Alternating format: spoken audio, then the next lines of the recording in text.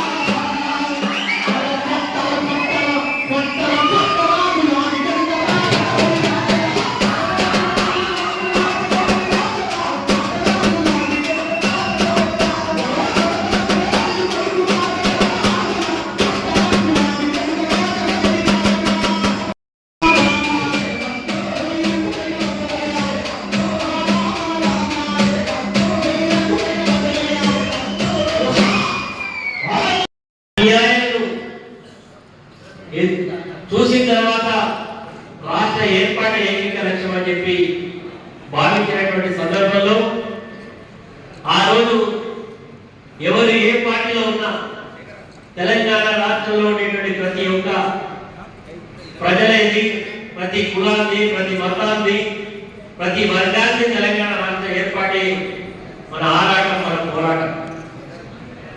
అందరినీ ఏకం చేయడంలో, అందరినీ ముందు వరుసలో పెట్టి నడిపేయడంలో కేసీఆర్ గారి యొక్క శ్రమ, కేసీఆర్ గారి యొక్క రాజకీయ చతురత వల్లనే ఈరోజు తెలంగాణ రాష్ట్రం సిద్ధించడం జరిగింది.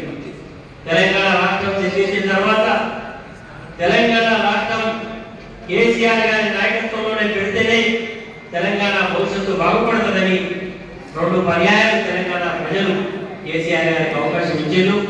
ఇంతసేపు మనం మన రాష్ట్రం ఏర్పడిన తర్వాత జరిగినటువంటి పురోగతిని ఏ రకంగా అమెరికా, బ్రిటన్, సింగపూర్, జపాన్ అనేక పెద్ద దేశాలతో ఈరోజు భారతదేశంలో ఉండేటువంటి తెలంగాణ రాష్ట్రం పోటీ పడతా ఉన్నది.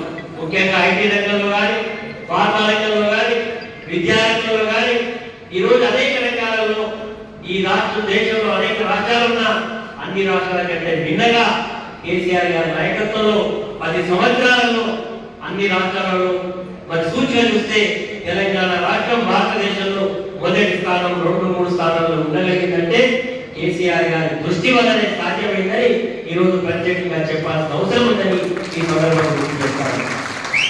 మిత్రులారా, తెలంగాణ రాష్ట్రం ఈరోజు అభివృద్ధి చెందిందనడానికి తాత్కాలమే మన భూపాలపల్లి ఒక ఉదాహరణ.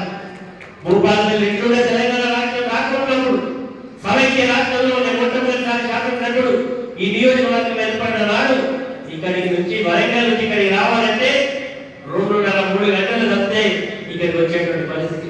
రోడ్లు లేవు, ఇక్కడ ఉండేటువంటి వసతులు లేవు, ఇక్కడ ఉండేటువంటి సైకలేని కార్మికులకు క్వార్టర్స్ లేవు, ఇక్కడ ఎలాంటి అభివృద్ధిని దోచుకోలేనటువంటి పరిస్థితి. ఈరోజు తెలంగాణ రాష్ట్రం వచ్చిన తర్వాత ఒక చిన్న గ్రామ పంచాయతీ ఉండే భూపాలపల్లి ఈ రోజు జిల్లా స్థాయికి ఎదిగిందంటే దానికి కేసీఆర్ గారి నాయకత్వం కాదా? ఈ రోజు ఈ భూపాలపల్లిలో ఒక మెడికల్ కాలేజ్ అంటే అందరూ అనుకున్నది అయ్యేదా పోయేదా. ఈ రోజు భూపాలపల్లిలో కూడా ఒక మెడికల్ కాలేజ్ వచ్చింది. ఎక్కడో బీహార్లో, ఎక్కడో యూపీలో, ఎక్కడెక్కడో ఉండే వాళ్ళు ఇక్కడికి వచ్చి విద్యను అభ్యసిస్తా ఉన్నారు. ఈ రోజు మన ముంగిట్లోకి అనేక సూపర్ స్పెషాలిటీ డాక్టర్లు వచ్చి ఈరోజు వైద్య ఈరోజు ఒకటి కాదు, రెండు కాదు, ఎన్నెన్నో అభివృద్ధి సంక్షేమ కార్యక్రమాలను సాధించుకున్నాం. ఈరోజు అనేక రెసిడెన్షియల్ స్కూల్స్ పెట్టుకున్నాం. ఈ రోజు మన ప్రాంతంలో ఉండేటువంటి అన్ని రకాల అభివృద్ధి చేసుకున్నాం. దానికి కారణం కేసీఆర్ గారు అనే మాట ప్రత్యేకంగా చెప్పాల్సిన అవసరం లేదు. కేసీఆర్ గారు ఆ రోజు చేపట్టినటువంటి దీక్ష వలనే తెలంగాణ రాష్ట్రాన్ని గత్యంతరలేని పరిస్థితులలో కేంద్ర ప్రభుత్వం ఆనాటి హోంమంత్రి చిదంబరం గారు ప్రకటన చేసి ఆ ప్రకటన నుంచి ఏ రకంగా తప్పించుకోవాలి, తెలంగాణ రాష్ట్రాన్ని ఇవ్వకుండా ఎలాంటి కుట్రలు చేయాలన్న సీమాంధ్ర నాయకత్వం ప్రతి విషయంలో చేసింది. తెలంగాణ ప్రజలందరూ కూడా సమైక్య రాష్ట్రంలో రెండు భాగంగా విడిపోయింది. ఆ రోజు నేను కాంగ్రెస్ లో ఉన్నా, సత్యవతి రాష్ట్రంలో గారు తెలుగుదేశంలో ఉన్నా, ఆ రోజు టీఆర్ఎస్ లో ఉన్న రాష్ట్రాలుగా విడిపోయిన తప్ప పార్టీగా విడిపోలేదు. కాబట్టి తెలంగాణలో ఉండేటువంటి రాజకీయ పార్టీలు, తెలంగాణ ప్రజలు ఒకవైపు, సమైక్య రాష్ట్రం ఒకవైపుగా విడిపోయింది.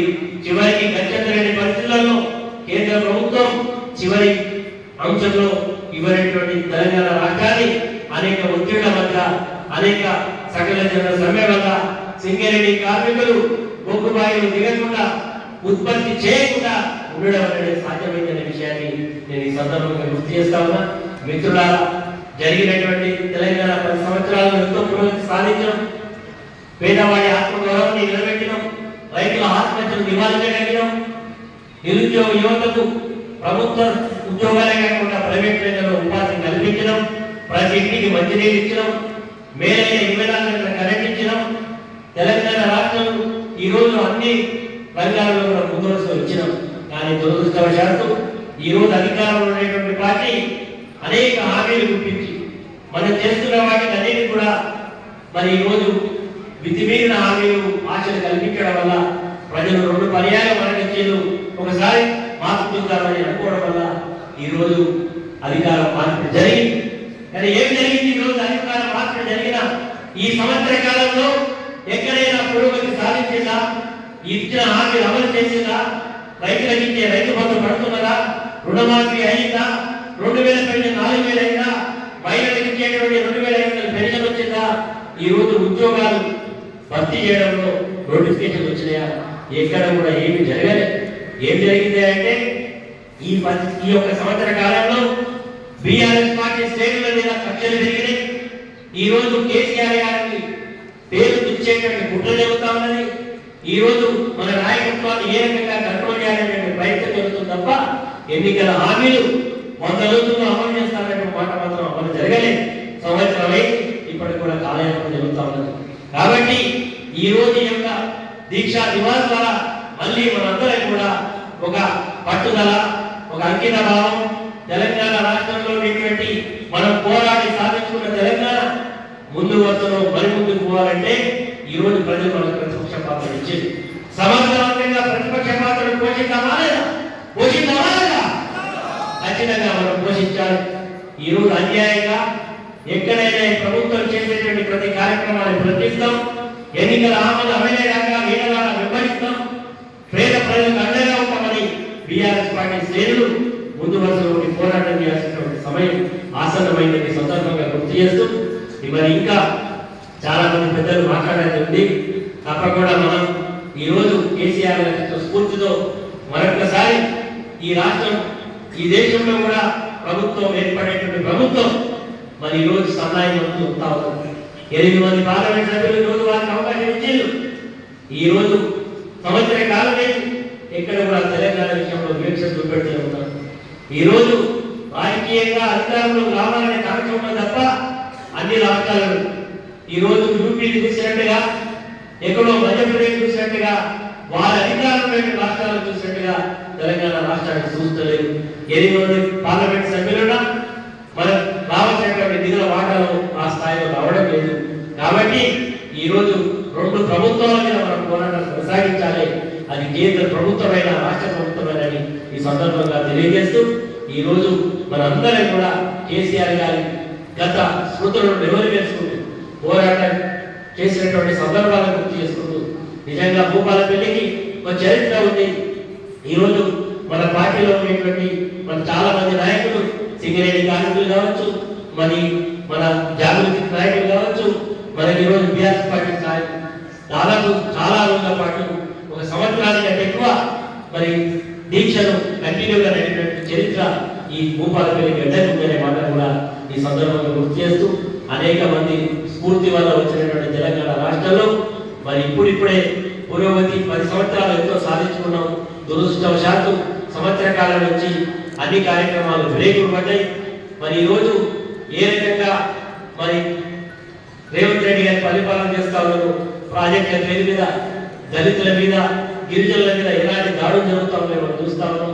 ఈరోజు హాస్పిటళ్లలో ఎరకాసి కలుషితమైనటువంటి ఫుడ్ పాయిజన్ వల్ల విద్యార్థుల యొక్క ప్రాణాలు ఏ రకంగా పోతా ఉన్నాయో మనం చూస్తాము.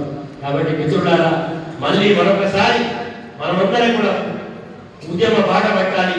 ఈ ప్రభుత్వం చేసేటువంటి దురాఘాతాలను ఎండగట్టాలని ఈ సందర్భంగా తెలియజేస్తూ కేసీఆర్ గారి పేరును తొలగిస్తామని, కేసీఆర్ గారి పేరును లేకుండా చేస్తామని మరి కొంతమంది నాయకులు మాట్లాడతాం.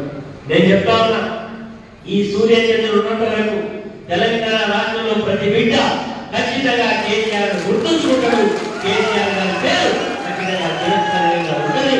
కేసీఆర్ గారి పేరు రేవంత్ రెడ్డి బాబు, రేవంత్ రెడ్డి ఎవరు కూడా తుడిపేసి శక్తి వారికి లేదు.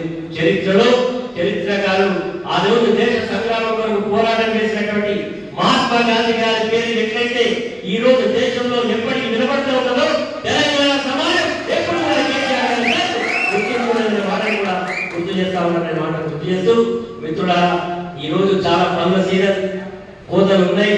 పనులలో బిజీగా ఉన్నప్పుడు కూడా ఒక పిలుపు మేరకు మీరు వచ్చిన మీ అందరికీ కూడా హృదయపూర్వక ధన్యవాదాలు తెలియజేస్తూ, మరి మీరందరూ కూడా ఎవరైతే మాట్లాడకుండా వాళ్ళు మాట్లాడవచ్చు. మరి తప్పకుండా కొంచెం ఓపిక ఉందాం. మనం అంతా కార్యక్రమం అయిన తర్వాత కలిసికట్టుగా భోజనం చేసుకొని అందరం కూడా ఒక స్ఫూర్తితో ముందుకు పోవాలని కోరుకుంటూ, ఇప్పుడు ఎవరైనా మాట్లాడుతున్న మిత్రులు మాట్లాడుకుంటున్నా ఇంకా మాట్లాడతారా? సీనియర్ నాయకులు మరి రైతు బంధు మండలాధ్యక్షులుగా పనిచేసేది వారు మాట్లాడుతున్నారు. అధ్యక్షులు అనేక విషయాలు ఇప్పుడే మాట్లాడిన పెద్దలు, మనందరి అభిమాన నాయకులు, ఈ నియోజకవర్గ అభివృద్ధి ప్రదాత. ఇందాక మనం వీడియోలో చూసినట్టు ఆ రోజు కాంగ్రెస్ పార్టీలో ఉన్నాం. కాంగ్రెస్ పార్టీకి వ్యతిరేకంగా తెలంగాణ ఇవ్వాల్సిందే అని చెప్పి కొట్లాడిన మరి అన్న గండ్ర వెంకటరమణారెడ్డి గారికి, వేదిక మీద ఉన్న ప్రజలకు, ఈ సభను, ఈ దీక్ష దివస్ ను విజయవంతం చేయడానికి చేసిన బీఆర్ఎస్ పార్టీ కుటుంబ సభ్యులకు, అన్నదమ్ములకు, అక్కా చెల్లెలకు, మీడియా సోదరులందరికీ పేరు పేరు నమస్కారం. మనం మాట్లాడటం కంటే ఇంతసేపు చూసిన ఆ వీడియో ఎంత గొప్పగా ఉందో మనం చూసినాం. తెలంగాణ పల్లెలు కేసీఆర్ తెలంగాణ లేక ముందు ఏ విధంగా వీడు మారిపోయింది, ఏ విధంగా మరి తొండలు గుడ్లు పెట్టే మనం చూసినాం. కేసీఆర్ వచ్చిన తర్వాత మన పల్లెలు ఏ విధంగా బాగుపడ్డాయి, ఏ విధంగా పచ్చబడ్డాయి, ప్రతి పేదవాడి బతుకు ఏ విధంగా బాగుపడదో మన అనుభవంలో ఉంది. మరి ఇలాంటి ఇవన్నీ జరగడానికి కారణమైన కేసీఆర్ గారి దీక్ష, 60 ఏళ్ళు పోరాడిన అనేక రాజకీయ పార్టీలు, మరి అనేక మంది నాయకులతో సాధ్యం తెలంగాణ. ఆ రోజు కేసీఆర్ గారు తెలంగాణ ప్రజలు పడుతున్న ఇబ్బందులు, తెలంగాణ ప్రజలు పడుతున్న కోస, తెలంగాణ ప్రజలు కోరుకుంటున్న ఆత్మగౌరవం, మరి ఇవన్నీ కావాలి అంటే తెలంగాణ అస్తిత్వానికి మరి పరీక్షేటటువంటి ఆ రోజు మరి కేసీఆర్ సచ్చుడు, తెలంగాణ ముచ్చులో ఏదో ఒకటి తేలిపోవాలని చెప్పి దీక్ష చేపట్టిన రోజు ఈ రోజు 15 ఏళ్ళు. అన్నా మేమందరం కూడా ఎమ్మెల్యేలుగా ఉన్నాం. కేసీఆర్ గారి తెలంగాణ దీక్ష పట్టిన రోజు ఆ రోజున కాంగ్రెస్ ప్రభుత్వం ఆ దీక్షను, కేసీఆర్ ని అణచివేయాలని కరీంనగర్లో దీక్ష పట్టే ఉద్యమమే ఖమ్మంకు తీసుకెళ్లిన విషయం నాకు తెలుసు. ఆ రోజు నుంచి రాజుకున్న అతి దీక్షను వారు ప్రాణాలను పణంగా పెట్టి దీక్ష కొనసాగిస్తే డిసెంబర్ 9న ప్రకటన వచ్చే వరకు అనేక మేధావులు, పెద్దలు ఈ మొండి కాంగ్రెస్ ఇవ్వకు మీరు వినిపించుకోండి అని చెప్పిన నేను ఒక్కడి సస్తే పర్వాలేదు, తెలంగాణ గడ్డ మీద ఉన్న 4 కోట్ల మంది పేద వాళ్లకు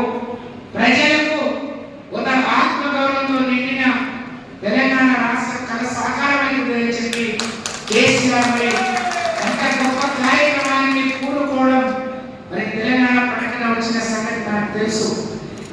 మరి ఆ నేపథ్యం మరి ప్రజలందరికీ, భావి పౌరులందరికీ, భావి తరాలందరికీ తెలిసే విధంగా ఉండాలని ఈరోజు మనం ఈ కార్యక్రమం నిర్వహిస్తా ఉన్నాం. అన్న చాలా చక్కగా చెప్పాడు, తెలంగాణ వస్తే ప్రతి వర్గం ప్రతి వాళ్ళని ఏ విధంగా ఆదుకోవాలని చెప్పి ఆయన ఎంత తప్పించిపోయాడో ఆయన క్యాబినెట్ లో మంత్రిగా ఉండి నేను స్వయంగా చూశాను. మరి పుట్టిన బిడ్డల నుంచి పట్టు మొదసరి ఘాటికి పోయే వరకు ఎవరికి ఏం కావాలో ఒక తండ్రి స్థానంలో, ఒక కొడుకు స్థానంలో, ఒక బిడ్డ స్థానంలో ఉండి ఆలోచించిన గొప్ప నాయకుడు కేసీఆర్ గారు. అందుకని పదేళ్లలో భారతదేశంలో ఆక్రమణ ఏర్పడ్డ ఈ రాష్ట్రం అన్ని రాష్ట్రాల కంటే అగ్రగణ్యంగా నిలబెట్టడానికి వారు చేసిన కృషి, మరి వారికి తెలంగాణ ప్రజల పట్ల ఉన్న ప్రేమకు నిదర్శనం. కానీ ఈరోజు ఇందాకే పెద్దలు వారిలేని గారు చెప్పారు, మాయ మాటలు చెప్పి అరచేతిలో స్వర్గం చూపించి మరి ఒకసారి మార్పు ఇవ్వండి అని చెప్తే మార్పు అంటే ఎట్లుంటుందో చూద్దాం అనుకున్నాం. ఇవాళ పరిపాలన చేతదాకా చెరిగిలకుండా రేవంత్ రెడ్డి ప్రభుత్వాన్ని చూస్తా ఉన్నాం. మంత్రులు మాట్లాడుతూ ఉన్నారు, మరి పదేళ్లలో కేసీఆర్ అప్పుల పాలు చేసిండ్రు, అందుకని ఏం చేయలేకపోతున్నామని.